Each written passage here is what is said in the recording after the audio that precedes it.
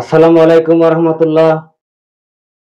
আজকে আলোচনার বিষয় হচ্ছে আমাদের শরীরে কেমনে টক্সিন তৈরি হয় এবং টক্সিন কেমনে জমে। সেটা হচ্ছে শরীরের নিজস্ব বিভাগ প্রক্রিয়ার মেটাবলিজম থেকে। আমাদের শরীরের কোষগুলো খাবার থেকে শক্তি উৎপাদনের সময় আহ, কিছু বর্জ্য পদার্থ তৈরি করে, যেমন অ্যামোনিয়া, ইউরিয়া, কার্বন ডাইঅক্সাইড ইত্যাদি। এসব শরীরের জন্য ক্ষতিকর হতে পারে যদি সময় মতো না বের হয়।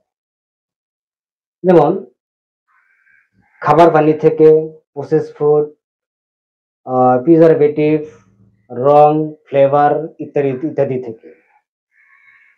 কীটনাশক যেমন ফরমালিন মুক্ত ফল, শাকসবজি এসব থেকে, বায়ু দূষণ ও পরিবেশ থেকে,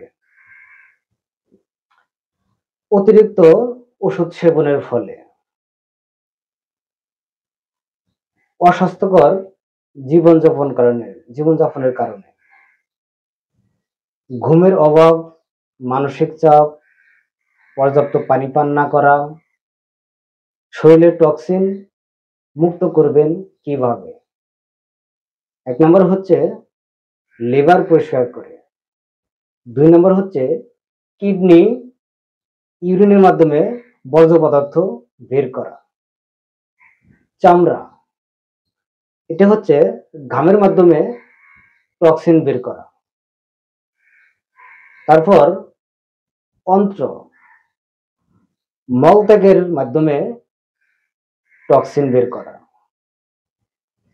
এখানে যে কটা বিষয় নিয়ে আলোচনা করা হলো, এই বিষয়গুলো যদি আমরা না মেনে চলি, যেমন টক্সিন জাতীয় খাবার খাই, অস্বাস্থ্যকর পরিবেশে চলি, ঠিকমতো ঘুম না পারি, ঠিকমতো এক্সারসাইজ না করি, মূল কথা সঠিক জীবনযাপন, লাইফস্টাইল এগুলো যদি না মেনে চলি, তাহলে আমাদের জীবনের প্রতি পদে পদে স্বাস্থ্যের ঝুঁকিতে পড়বো আমরা।